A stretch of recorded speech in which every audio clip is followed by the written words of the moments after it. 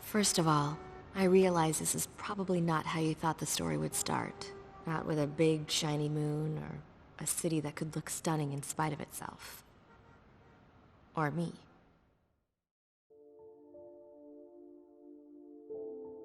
Batman and the Joker are definitely one of the, if not the most prominent protagonist-antagonist relationships shown in media.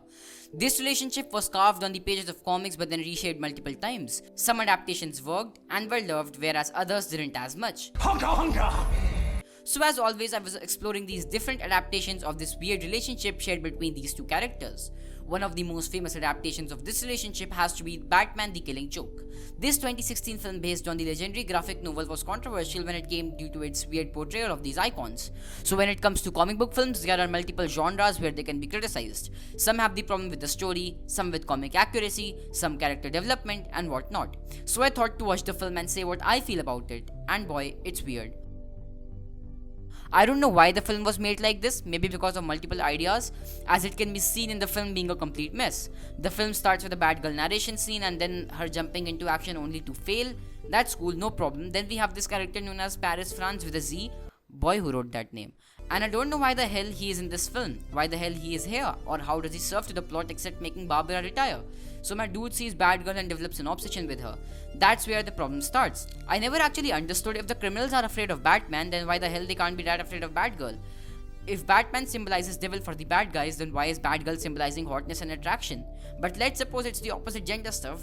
But then the way Barbara's character gets treated, she stops fighting multiple times to look the bad dude in his eyes who is a goddamn mob boss.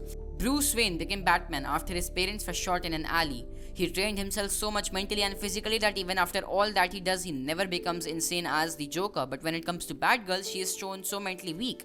If she is actually so mentally weak, then why is she here in the first place? Writers, please understand, if the bad guy is a hot dude, it doesn't matter, the good girl will fall for her. That's not how love works. And then we know what happens further. This dude sends her messages, asks her to come to locations, and she does that without informing her mentor, without informing Batman. Why? Because she's a girl crushing on a sociopath. If she could be manipulated this easily, then why was she taken in by Batman? The funny part is that we are shown that even Batman is aware about Batgirl's nature of getting manipulated, but that scene soon turns to Barbara getting angry on Batman and then ultimately takes a turn to this.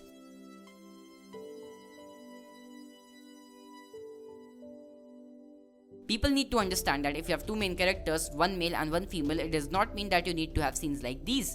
I'm usually not a dude who cares a lot about comic accuracy. I don't have a problem if changing the character motivations and relationships serve the plot well, but sometimes things are taken too far. Barbara Gordon, or Batgirl, is the daughter of James W. Gordon, who is Batman's best friend, and if that doesn't affect you, Barbara Gordon is the wife of Tim Drake in multiple representations. Tim Drake, the third Robin who's like a son to Batman. So with this logic, she is the wife of his adopted son. What is wrong with the people who wrote this? And you know what, this scene should have been an important heartfelt scene but feels cut. And then all this which I said serves no purpose to the plot other than making Batgirl retire, realizing that she can kill people when she beats the shit out of this dude.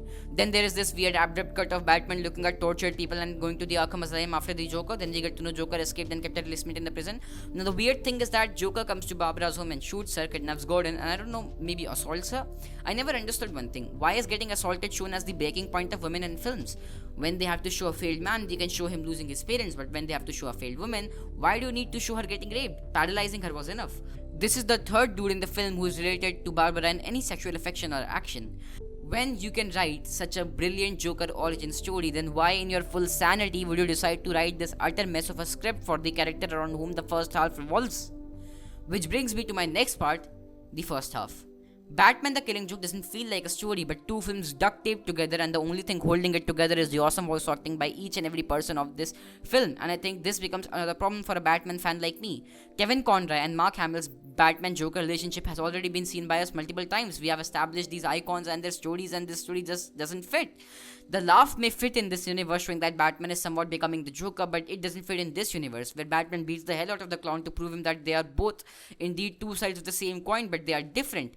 When Batman has friends, Joker is all alone. When we hear the voices, it feels like this is somewhat of a soul sequel to the animated series or the Arkham games, but things are really poorly written here, making it a complete mess. I just finished Invincible and I thought that the animated genre had a lot of potential, but after watching The Killing Joke, I feel weird and disappointed on the way these films are being treated. Maybe it's because writers and directors cannot figure out ways to re-establish these icons, or, as decades ago, superhero flicks are still considered cash grabbing machines. Thank you for watching.